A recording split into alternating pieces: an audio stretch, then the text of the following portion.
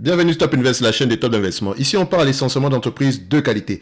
Avons-nous une opportunité d'investissement sur Total Energy? C'est la question à laquelle on va essayer de répondre en se basant sur les états financiers du quatrième trimestre 2022. D'accord? Je rappelle que ceci représente uniquement mon point de vue et non un conseil d'investissement. Et comme d'habitude, je me réserve le droit de me tromper. Donc, Total Energy, vous commencez à être habitué. Ça fait très longtemps qu'on parle de cette compagnie ici. Donc, en date d'aujourd'hui, en fait, la publication des résultats financiers ici c'est pas très étonnant. On s'attendait à ce que cette compagnie ici ait une très belle année 2022. Donc, c'est pas, si vous vous rappelez bien, je pense que sur l'une des dernières, à la dernière vidéo aussi, donc celle qu'on a fait dernièrement, donc il y a près de 2 mois, donc où on analysait le troisième trimestre ici 2022. J'avais partagé avec vous une note d'analyse. Donc, la note d'analyse en question qui était basée sur les lectures des rapports financiers ici par rapport à ce que j'avais compris. Et également, cette note d'analyse-là est disponible dans la top newsletter que vous avez généralement en description de la vidéo. D'accord? Donc, vous pouvez toujours avoir accès à cette note d'analyse-là. Et dans cette vidéo aussi, on avait lu la note d'analyse en question. Donc, ce qui était mentionné, c'est que les projections pour les chiffres d'affaires des résultats pour 2024 et 2026 ne seront peut-être pas à la hauteur de ce qu'on a eu en 2022. Mais il est clair que la structure d'activité de Total Energy de plus en plus diversifiée sera de mieux à même de faire face au caractère cyclique des fluctuations des prix de matières premières. Dans cette perspective, même si les activités traditionnelles upstream et downstream devraient rester une composante essentielle du chiffre d'affaires, les sources d'énergie alternatives devraient contribuer de manière plus significative au chiffre d'affaires total dans le courant de la prochaine décennie. Ok, donc tout ce qui a été dit dans ce document-ci n'est pas... Enfin, cette note d'analyse-ci ça n'a pas trop changé par rapport à ce qu'on a en date d'aujourd'hui. Donc, ce qu'on va faire ici aujourd'hui, c'est plus une évaluation, d'accord? Voir à peu près si Total Energy, par rapport à l'hypothèse de départ qu'on avait, si on est toujours sur la même longueur d'onde. Donc, je rappelle ici que c'était une entreprise qui était, à mon avis, correctement évaluée précédemment, d'accord? Je dis bien correctement évaluée. C'est surtout une entreprise, c'est surtout une entreprise pour le dividende. On ne s'attend pas à avoir un prix exceptionnel. Ce n'est pas que l'entreprise... Par rapport à ses concurrents, c'est une entreprise qui est généralement sous-évaluée. D'accord? Je pense que si vous avez vu la vidéo, donc là, on avait fait, Bertrand et moi, sur la chaîne Revenus et Dividendes, on a analysé cette compagnie il y a 4 semaines et on avait parlé de ce fait-là, le fait que cette compagnie-là soit généralement moins, enfin, comment on dit ça? Décotée par rapport à ses concurrents, à ses concurrents qui sont les compagnies qu'on a, généralement ExxonMobil, BP ou bien, comment on appelle ça, ConocoPhillips, etc. Donc, Chevron également. Donc, ces concurrents américains ici sont généralement se négocient généralement à des ratios plus élevés que Total Energy. Maintenant, allez savoir pourquoi. Moi, je pense que Total Energy, ce qu'elle devrait faire pour attraper cet écart-là, c'est de racheter ses actions plutôt que de distribuer uniquement un dividende. D'accord? Le rachat d'actions, elle devrait combiner le rachat d'actions et le versement d'un dividende. Il me semble que dans les rapports financiers, techniquement, dernièrement ici, on a mentionné le rachat d'actions. OK? Donc, ici, je me cantonnais à l'évaluation d'entreprise. Je rappelle que ceux qui veulent avoir accès à cette note d'analyse ici doivent s'inscrire directement au service Top Premium, Top Newsletter ici. C'est totalement gratuit. Donc, dans la Top Newsletter, vous obtenez généralement ici des analyses sectorielles, plus certaines analyses, enfin, quand je dis certaines, ce qui va se passer, c'est que toutes les entreprises qu'on a analysées ici, sur lesquelles on a donné des notes d'analyse précédemment, avant que le service Top Premium n'ouvre, je vais continuer à partager les notes d'analyse. OK? Quelle entreprise soit surévaluée, sous-évaluée. Je continuerai juste à poster des notes d'analyse pour que vous puissiez voir à peu près à quoi ça ressemble. Ok, donc on avait parlé de McDo, on avait parlé de Total Energy, je pense que également on avait parlé de Google, on avait parlé de Stanley Black & Decker, on a parlé de Troisième. Ça ne veut pas dire que ce sont des entreprises que j'aime particulièrement. Toutes celles que j'ai citées, il y en a certaines que j'aime, certaines que voilà. C'était juste c'est la situation du moment. Par exemple, Troisième, c'est la situation du moment. Ok, donc c'est Stanley Black & Decker, c'est pas que c'est une mauvaise entreprise, mais c'est une entreprise qui est en pleine transformation.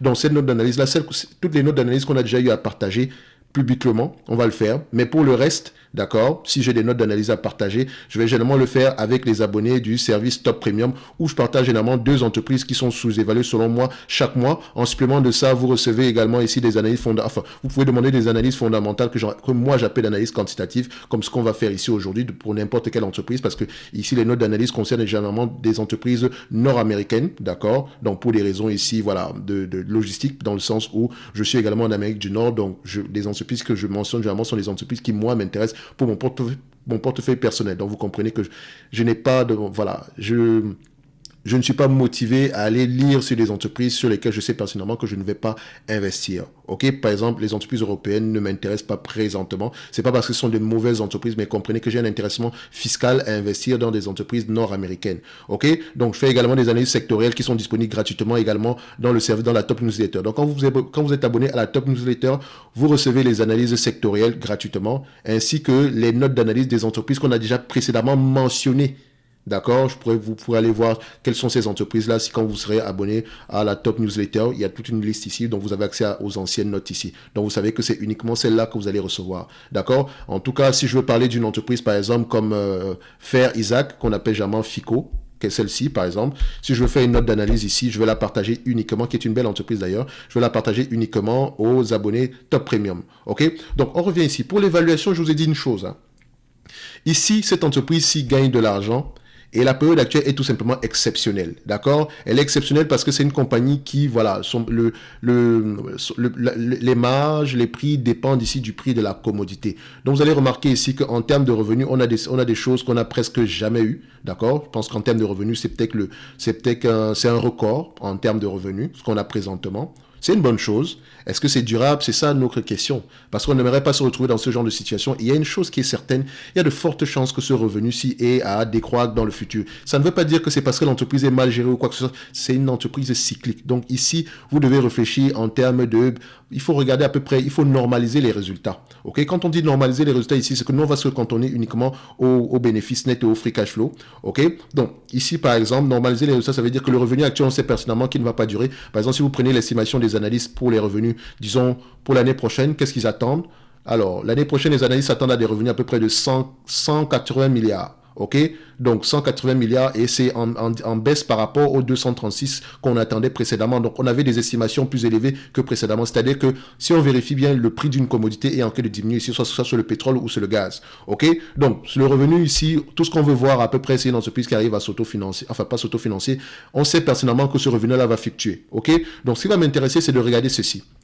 Normalized net income. Et je prends bien les normalized net income. Parce que si je prends les net income tout simple, c'est une entreprise qui a l'habitude de faire des dépréciations d'actifs, etc. Donc, les net income auront tendance à être affectés. Les free cash flow également peuvent être affectés si la dépense en capital de croissance est élevée. Elle a des free cash flow.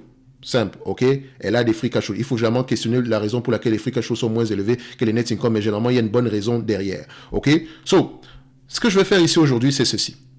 Cette compagnie-ci, sur les 20 dernières, je vais prendre les marges sur les 20, les marges sur les 20, 10 et 5 dernières années. Les revenus moyens, ok? Les bénéfices moyens, autant pour moi. Donc, sur les 20 dernières années, en moyenne, je dis bien en moyenne, on a 15 milliards 500 en termes de bénéfices moyens. D'accord? 15 milliards 500. Donc, suivez-moi bien parce que ce que je vais faire ici aujourd'hui, c'est 15,5 billions. Ok? Je ne prends pas le 50 ans, c'est une estimation ici. Donc, ici, on va l'étudier à X 10 fois les bénéfices, d'accord? Donc, je ne vais pas prendre en considération la dette ici. C'est une entreprise qui pourrait s'échanger à 13, 15 fois les bénéfices. Mais sauf que le marché a tendance à payer aux alentours de 10, 12 fois les bénéfices ici. Donc, je vais me limiter à 10 fois les bénéfices. Vous allez voir qu'on ne va pas surpayer. L'essentiel ici, c'est d'avoir quelque chose d'assez correct, ok? Ça, c'est à X, ça, c'est 15 milliards à X10, ok? Ensuite, on va prendre ici, sur les 10 dernières années, parce que regardez ceci, sur les 20 dernières années, entre 2005 et à peu près 2013, elle a à peu près maintenu des revenus de 15 milliards. Mais à partir de 2014, on a eu 14, 15, 16, 17, 18, 19, 20. Donc à peu près 1, 2, 3, 4, 5, 6, 7 ans. Pendant 7 ans, elle a eu des bénéfices moins élevés que 15 milliards. Donc quelque chose aux alentours d'une dizaine de milliards par là, si on regarde bien. C'est pour ça qu'il faut faire attention à la période actuelle. La période actuelle pourrait durer. Ça pourrait mettre 5, 6, 7 ans. On ne sait pas. C'est ça le problème.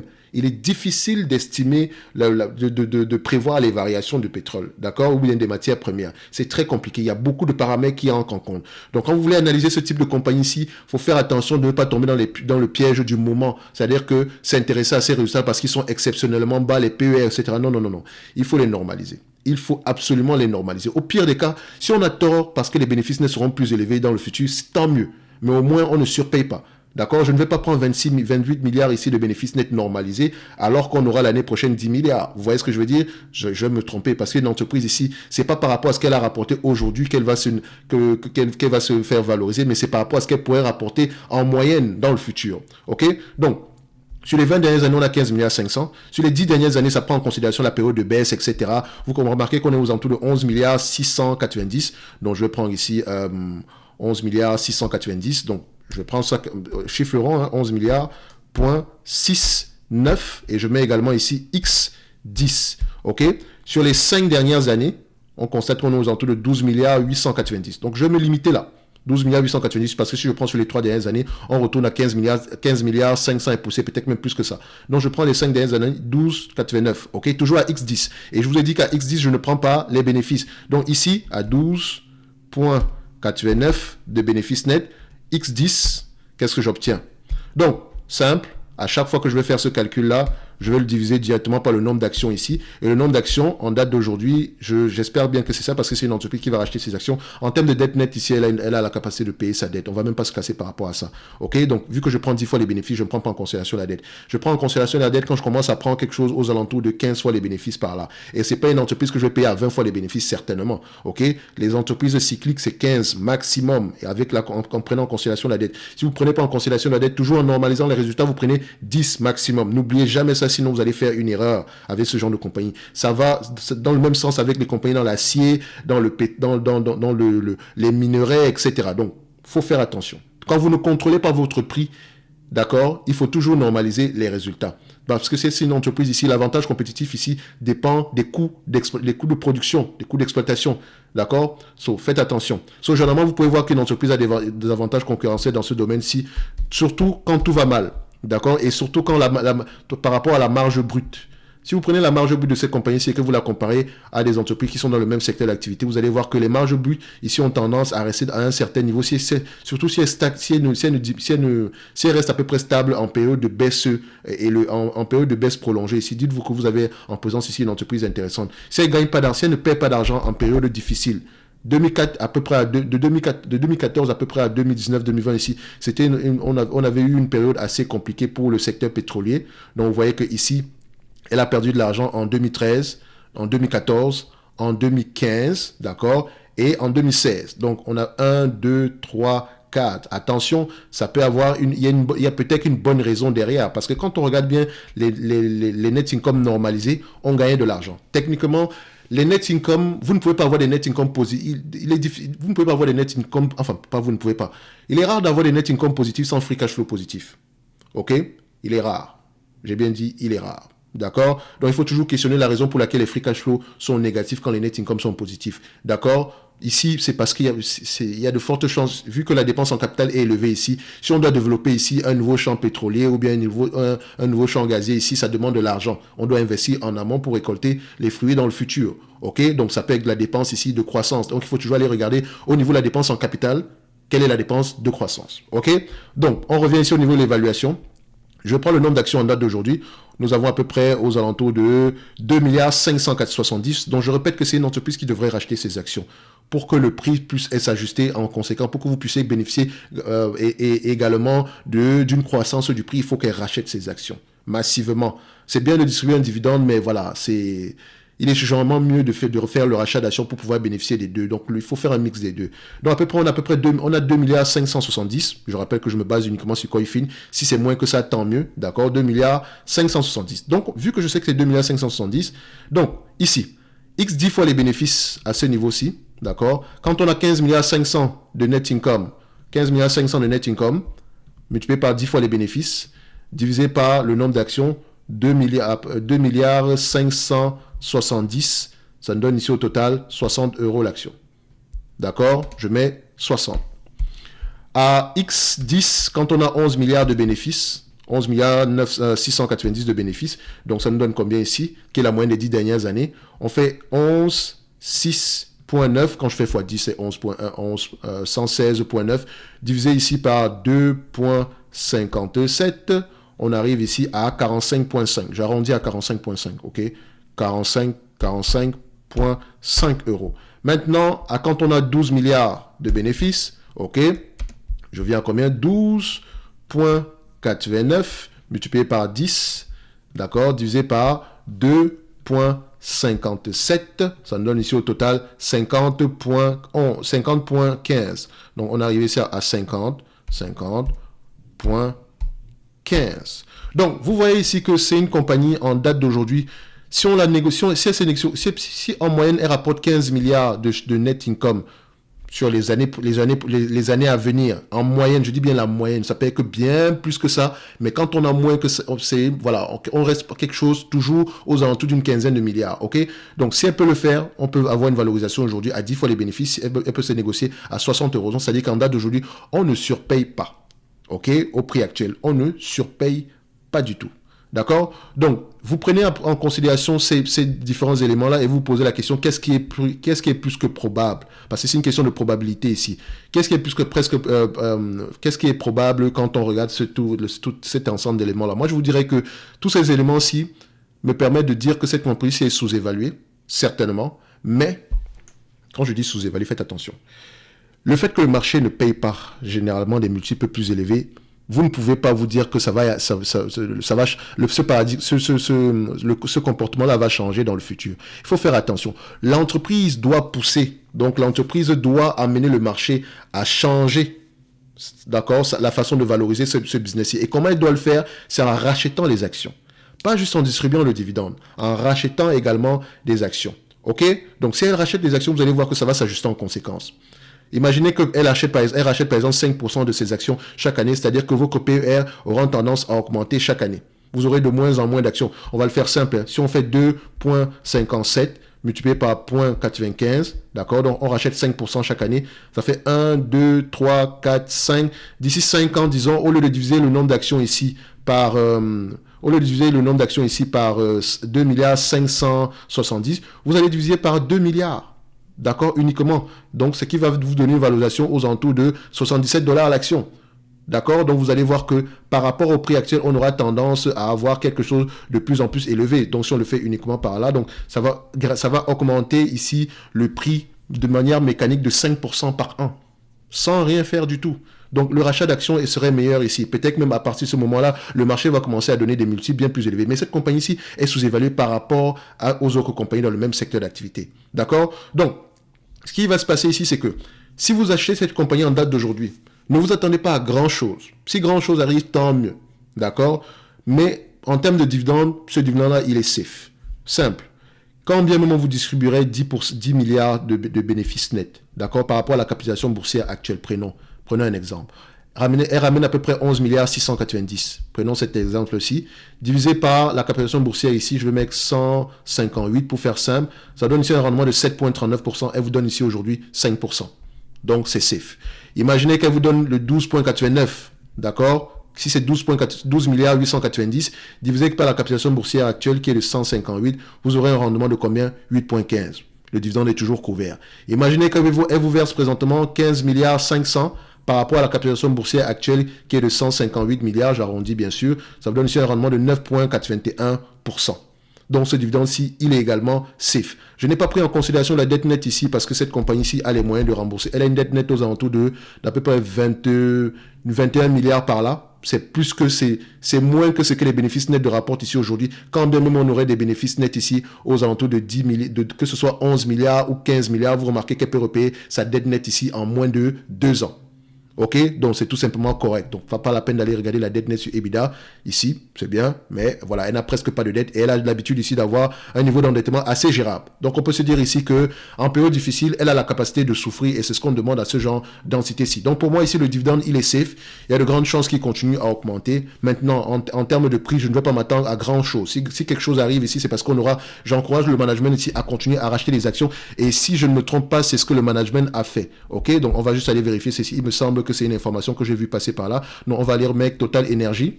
Total Energy, je mets Investor, ok.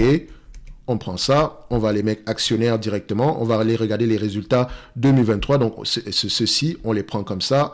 On va regarder, en savoir plus. Écoutez, le conference call, c'est très important. Il y a beaucoup de choses qui vont être dites à l'intérieur. Et comme je l'ai dit ici, ne tombez pas dans le piège du bénéfice net du moment. D'accord? Ça peut mettre du temps, mais personne ne sait pendant combien de temps ça va mettre. Donc ici, je vais mettre ici, je vais essayer de mettre buyback. Est-ce qu'ils ont mis buyback? Non. Rachat. On va mettre ça ici. Voilà, on dit rachat d'actions réalisés. Donc, compte tenu d'une croissance structurelle du cash flow retenu en 2023 et des rachats d'actions réalisés en 2022, 5% du capital, le conseil d'administration de l'Assemblée générale des actionnaires, distribution de soldes de dividendes, etc., soit une hausse de 6,5% ici, 2 points machin. Le conseil d'administration a confirmé la politique de retour aux actionnaires visant un payout de 35 à 40% qui combinera une augmentation des acomptes sur dividendes de 7 à 7% ici, etc. Rachat d'actions pour 2 milliards au premier trimestre. Donc, on compte racheter les actions ici et c'est une bonne chose. Moi, je pense que le rachat d'actions ici sera bénéfique pour cette compagnie ici. Donc, c'est soit un montant de capital pour un montant de... Donc, je pense qu'on a racheté les actions ici de l'ordre de 7 milliards pour 2022. En tout cas, en 2023, on va continuer à racheter ces actions-là et on s'attend à quelque chose ici d'assez correct par rapport aux bénéfices nets en 2023. OK? Donc, ceci n'est que mon point de vue, bien sûr, et non un conseil d'investissement. Comme je dis toujours ici, lisez vos rapports financiers, c'est très important, d'accord? Donc, vous avez 40 pages à lire. N'allez pas dire que non, c'est trop long, il n'y a rien du tout. C'est 40 pages, il y a plus de tableaux que de chiffres ici, d'accord? Que de chiffres. On va dire comme ça. Non. Il y a plus de tableaux que de verbiage ici. Donc, c'est pas le nombre de pages qui devrait vous inquiéter. Et dites-vous que quand vous avez moins de 100 pages à lire, c'est rien du tout. Ça se passe très vite. Vous pouvez le faire ici en une journée. OK? Si vous prenez l'habitude de le faire, vous allez voir que, voilà, plus on lit les rapports financiers, plus vite on acquiert des automatismes. Comme je l'ai toujours dit, dans un rapport financier, on cherche qu'est-ce qui s'est passé, pourquoi est-ce que cela s'est passé, à quoi s'attendre à court terme et quel est l'état du bilan. OK? Donc, on va se donner rendez-vous ici sur la Top Newsletter ou bien sur le service Top Premium. Le lien est dans la description de la vidéo. Pour moi, en date d'aujourd'hui, Total Energy est correctement évalué et le dividende, il est assez safe, il est même attractif. Donc, pour quelqu'un qui serait là pour l'investissement à long terme, le prix actuel n'est pas mauvais, mais on ne devrait pas s'attendre à quelque chose d'extraordinaire. Si la situation actuelle dure, tant mieux. Si la situation actuelle se détériore, on n'a pas surpayé non plus. OK? Donc, pour tous ceux qui veulent faire du DVA, parce que nous, on ne fait pas du DCA, on achète uniquement une action parce qu'elle est sous-évaluée. Je dirais que cette action-ci est sous-évaluée, mais maintenant, c'est à elle, c'est au management maintenant de montrer au marché, d'encourager le marché à changer sa méthode, enfin pas sa méthode, mais les multiples d'évaluation de cette compagnie. Et pour le faire, pour pousser le marché à le faire, il faut racheter les actions, pas juste distribuer le dividende. Parce que dites-vous que les personnes, par exemple, si les Américains veulent investir en France, on aura peut-être ici un impact sur ce dividende-ci, d'accord? Donc, l'impact sur le dividende ici, on va payer des taxes, etc. Donc, pour que ce soit bénéfique également pour les gens d'Amérique du Nord, le rachat d'actions est plus que bénéfique ici, ce qui pourrait intéresser plus de monde que des habitants français ou bien des actionnaires uniquement français ici. Mais au prix actuel, on ne va pas se dire que c'est un prix extrêmement élevé. Donc, je ne m'attends pas à grand chose, comme je l'ai dit tantôt précédemment, mais le prix actuel ici, voilà, est tout simplement intéressant pour quelqu'un qui aimerait uniquement recevoir un dividende. Si maintenant on continue le rachat d'actions et que la période actuelle perdue dure 7 ans, 8 ans, 10 ans, tant mieux ici, le rachat d'actions continuera, ce qui va permettre ici à l'entreprise de pouvoir s'ajuster en conséquence. Je vous ai montré ici tantôt tout à l'heure que si racheter juste 5% de ces actions chaque année, ça pourrait vous faire 5% en supplément chaque année par rapport à votre prix actuel. D'accord? Toutes choses étant égales par ailleurs, avec des bénéfices nets à 15 milliards. OK? Et on a pris 3 hypothèses différentes ici. Vous voyez que selon les 3 hypothèses différentes, on n'est pas si loin que ça. Au pire des cas, on est à 45 $ l'action. Et encore, même quand on se resitue à 45 $ l'action, le rendement sur coût d'acquisition est toujours intéressant. Donc, le dividende, il est toujours protégé. Donc, on va se donner rendez-vous ici sur la prochaine vidéo. Et d'ici là, portez-vous bien. Merci.